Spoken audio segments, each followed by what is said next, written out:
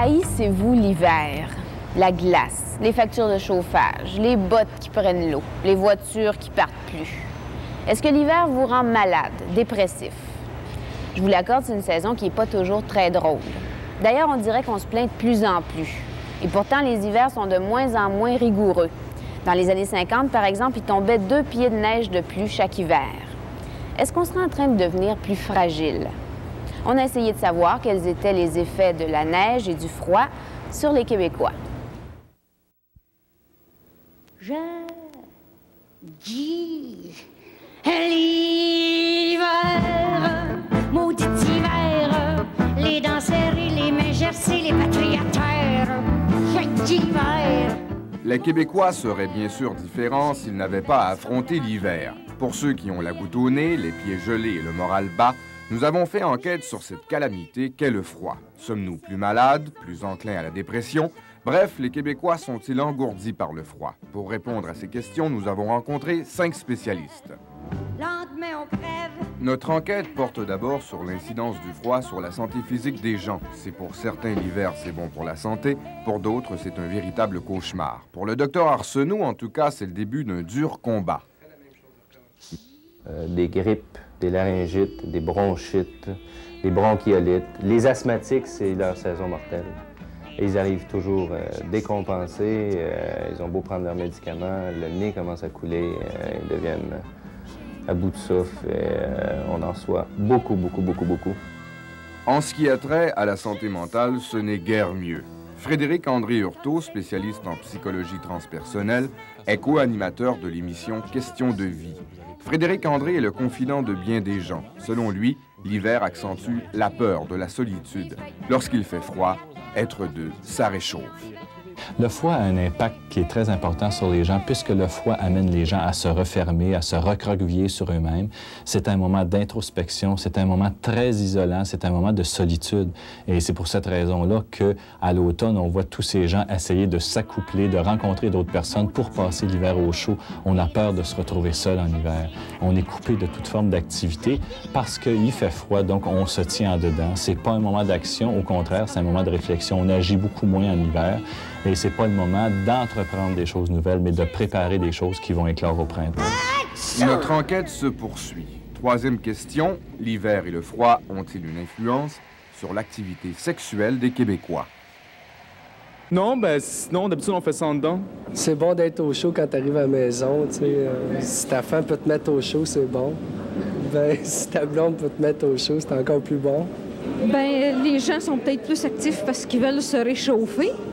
Puis l'été, ben ils sont actifs parce que c'est la chaleur qui agit. Ben, je suis plus dans zona dans ce temps-là. Je suis plus actif dans ce temps-là. Je cherche beaucoup plus de chaleur. Pour moi, non. Je pense qu'on n'est pas moins actifs. On n'est pas moins actifs.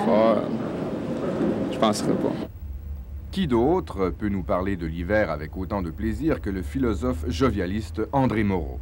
Selon lui, le froid amplifie le désir sexuel et provoque l'envie de se retrouver le plus souvent possible dans de beaux draps.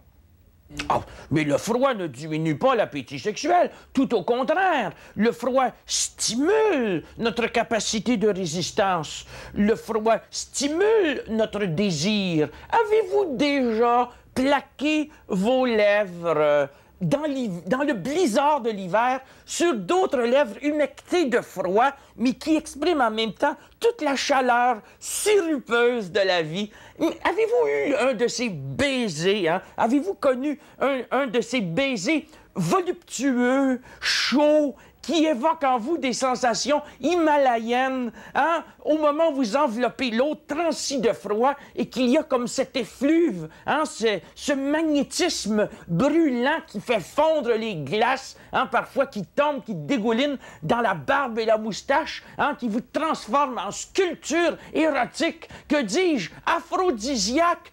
Non, celui qui n'a pas connu un baiser torride au pôle Nord. Et c'est un peu ce qui se passe à Montréal l'hiver. Celui-là a manqué toute sa vie. Demain l'hiver, je m'en fous, je m'en vais dans le sud au soleil, me baigner dans la mer Si les baisers torrides dans la glace ne vous satisfont pas, il reste toujours l'exil. Les destinations soleil ont charmé d'ailleurs plus de 800 000 Québécois l'hiver dernier. Les agences de voyage qui offrent ces forfaits font des affaires d'or. Selon Anne Villot, de l'agence Tourbec, les Québécois qui voyagent sont toujours obsédés par la même question. Va-t-il faire chaud?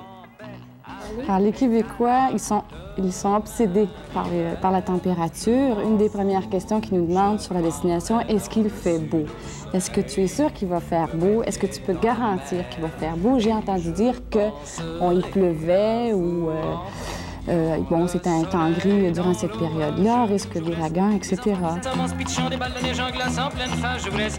Les enfants qui ont la langue collée sur les tracks et qui pleurent parce que le train s'en vient, je vous laisse. Les enfants mangés par la souffleuse à 4 heures dans un fort trop secret.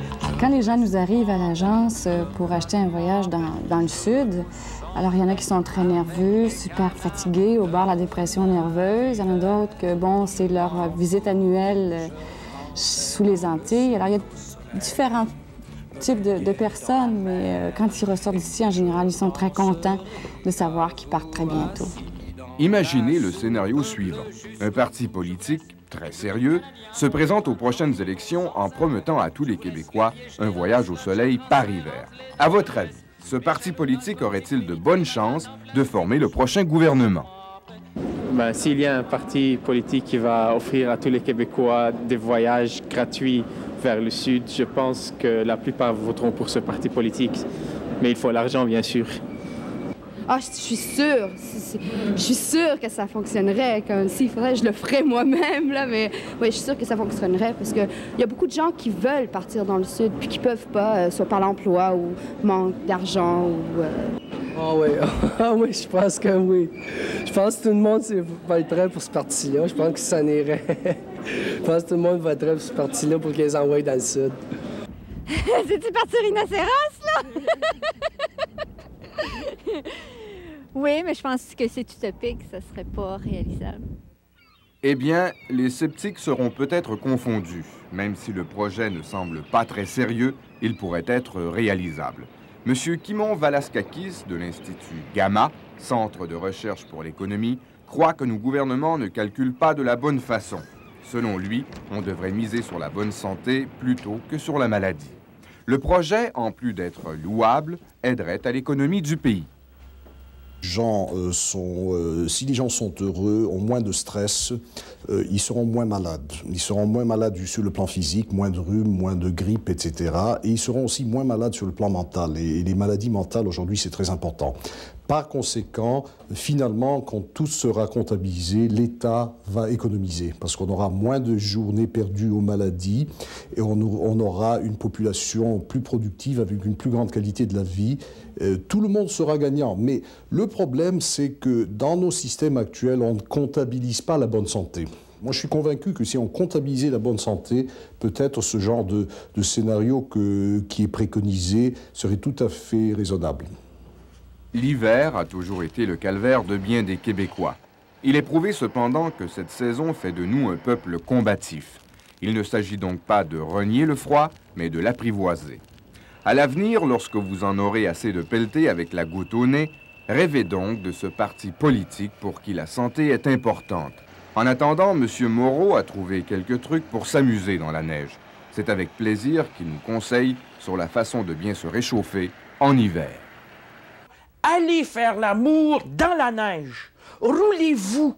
Beurrez-vous de sucre d'érable. Léchez-vous. Faites fondre toutes les neiges par cette belle chaleur animale. Devenez des Tarzans hyperthyroïdiens et laissez-vous aller pleinement